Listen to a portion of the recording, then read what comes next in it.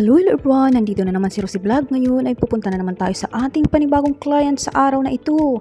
At papunta tayo ng Faisalia. Ang gaganda ng mga dito, mga bagong building talaga ang napatayo dito at sobrang ganda sa mga building na ito.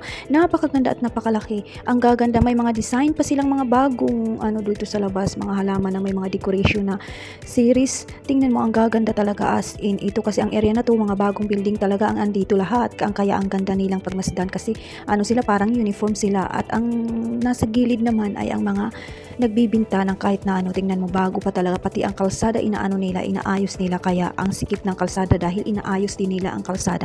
Pero ang ganda, tingnan mo ang mga building, hindi pa mga tapos yan pero ang gaganda nila tingnan. Ayan, medyo luma yung unang building pero ito yung nandito nakalinya, puro yan mga bago.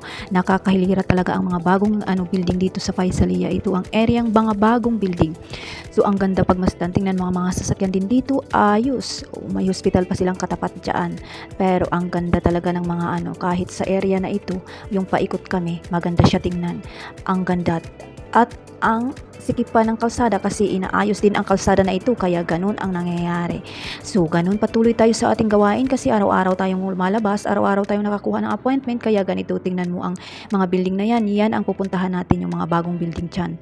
Kasi doon ang appointment natin, pero galing tayo dito sa may malaking bicycle. Pwede na rin natin itong sakyan papuntang Pinas eh. Ang ganda na nito eh. Parang paano na to eh. Wala lang, patawa lang ako kasi medyo pagod na ang oras na ito. Medyo na rin, pero sige lang, basta makakita lang tayo ng pang araw-araw. Ayan yung pupuntahan natin, dyan tayo pupunta, diba? Ang ganda ng area na yan. Puro mga bago yan dyan, mga bagong building, mga bagong design. At dito na lang ako sa oras na ito ay naglalakbay pa tayo papunta ng ating client na hinahantay na tayo kasi medyo late tayo na itong oras na ito eh. Medyo alanganin kasi ang oras na ito eh. Tapos bigla ang tawag pa, kaya ganun. Ito ang area ng Faisalia at pupunta tayo doon sa area na mga bagong bahay. Gayan, dyan tayo pupunta kasi dyan ang nagbubuking sa atin. At ang ganda. Andito tayo sa ating pupuntahan ngayong gabi na ito. Ang gaganda ng mga bahay dito. At bago pa tayo makalimot, magdasal muna tayo sa Panginoon.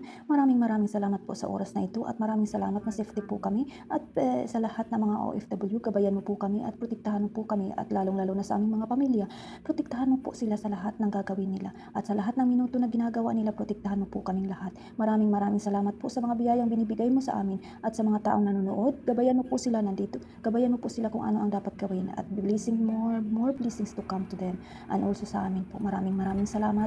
Healthy body po. Money come to us. Money come to us. Maraming pera ang darating sa atin, sa lahat ng mga nanonood, at nandito tayo ngayon sa ating panibagong appointment sa oras na ito. Eto na, papunta na tayo at maraming salamat sa mga taong sumasubaybay. Nagpapasalamat ako sa mga taong nandito lagi para suportahan ako at nandito lagi kahit hindi ako makapag-follow back kasi may problema nga sa feeds ko. Hindi ko alam kung bakit. Maraming salamat sa inyong lahat na andyan kayo lagi. Maraming salamat sa lahat, lalong-lalo na sa ita.